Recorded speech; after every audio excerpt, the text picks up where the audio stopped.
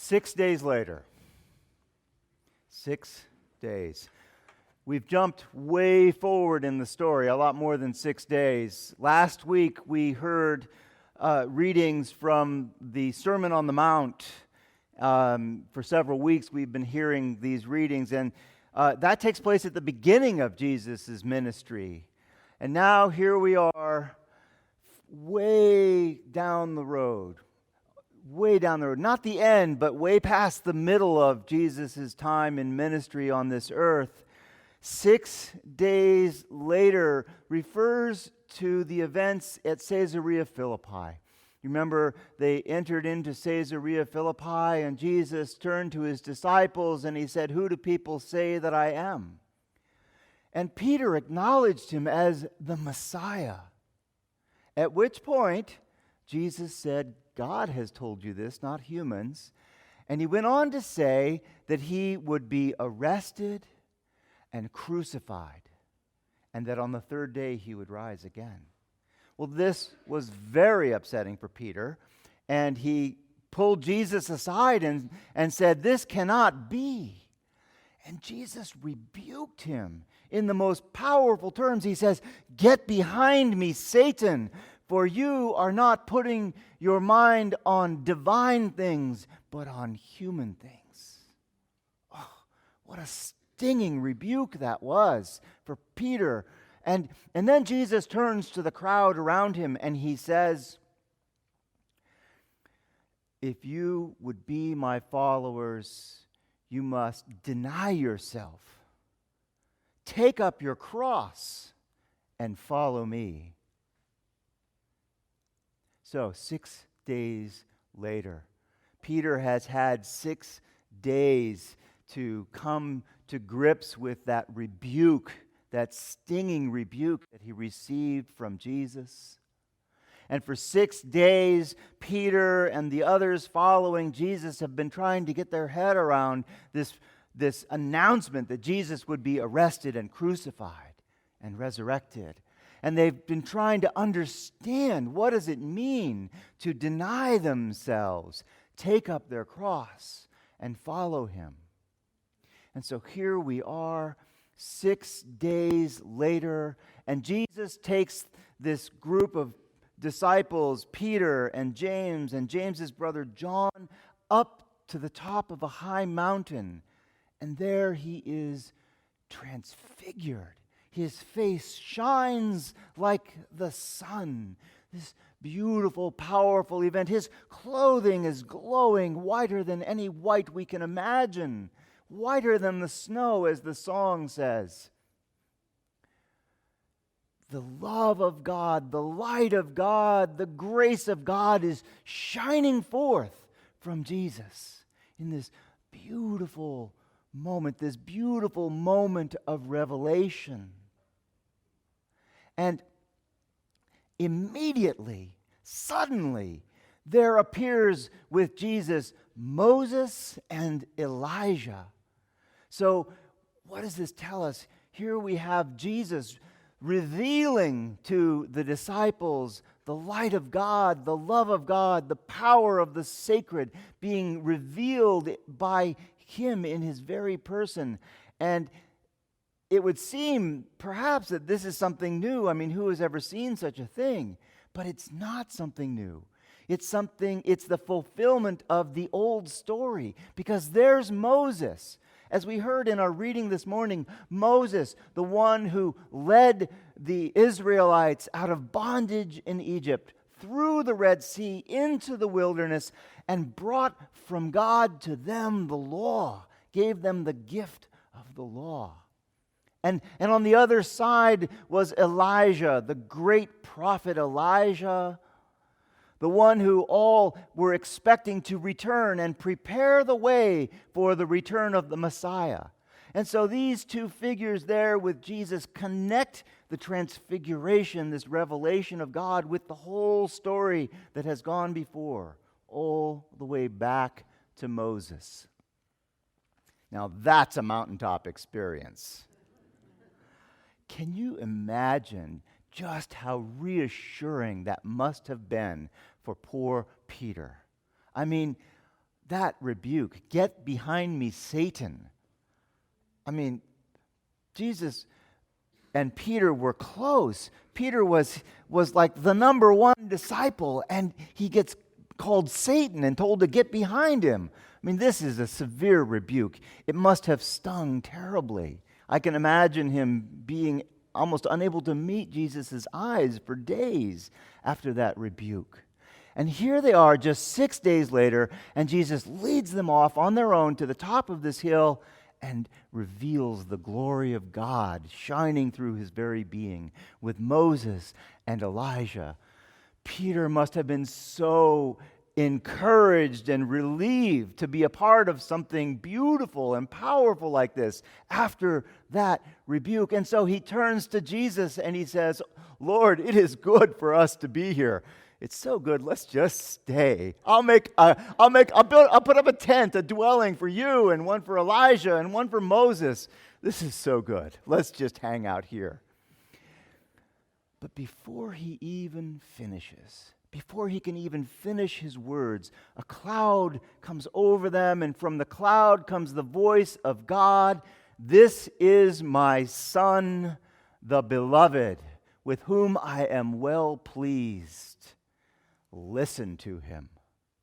And they fall to the ground. All three disciples fall to the ground from the wonder and the grandeur, the power of this voice coming to them and announcing the identity of Christ in Jesus. And Jesus compassionately touches them and says, "Don't be afraid." And when they open their eyes and get back up again, it's just them and Jesus again. On the cover of your bulletins, there's another image of an icon, and this is one of the many icons of the Transfiguration. The Transfiguration is incredibly important to the church in the East and in the West, but in the East, it began to be observed as a regular feast day all the way back in the 4th century. In the West, it wasn't until the 13th century, it was actually the 15th century, when it began to be observed with any regularity in the West as a feast day on the church calendar. So there's a whole bunch of these icons of the Transfiguration. And here on this one, you see Jesus shining and Moses and Elijah on either side. And the disciples have fallen to the ground from the power of that voice, the power of the voice of God. Well, after we had selected this icon and printed the bulletins, a friend of mine showed me one that I like even better. So in the other one, it's just like this. The center is just the same. But on the one side, you have the three disciples and Jesus, the 4 people going up the mountain. And on the other side, you have them going down the mountain. And on the side where they're going up the mountain, Jesus is in front, and he's pointing like this. And they're all following behind him. On the other side, Jesus is shooing them down the mountain. He's behind them, and he's shooing them down the mountain. And they're looking over their shoulders like this. They want to stay. They want to stay on the mountain. We all want to stay on the mountain. But Jesus urges them down the mountain. And they put one foot in front of the other, walking down that mountain, back into the conflict and the struggle of life, into the suffering of life, into the joys of life, into all that mess that everyone's life is. And they go down that mountain with the assurance that Christ is with them. Now, we are at the end of the season of Epiphany. We've come to the end. This is the last Sunday where we'll have the Epiphany star up here on this beautiful banner that the children made for us. I'm not sure how to explain Mary and Joseph this late into the year, but it's really cute, so we left it up. You got to have 2, right? Next week we'll be back to Jesus and St. Dunstan and the more somber banners for the season of Lent.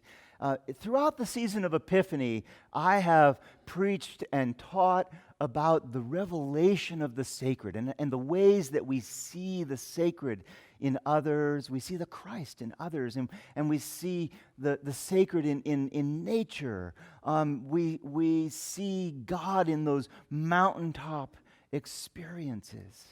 And now we're turning a corner in our church calendar. We're turning a corner in the story as we remember it each year and going into that period of penitence, which is Lent, a time of prayer and fasting and repentance. We go into that time with the assurance of the presence of Christ. As we put one step in front of the other, Christ is with us. Now, it may be uncomfortable. Christ may be shooing us down the mountain. We might prefer to be back there in Epiphany or having that experience of that reassuring encouragement of the experience of the presence of God. But we know that God is with us here and now.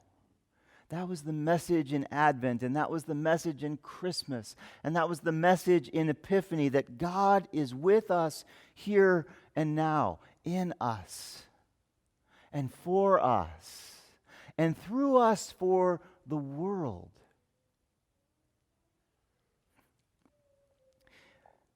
Two years ago, our presiding bishop and a group of other Christian religious leaders in the United States put out a statement called Reclaiming Jesus.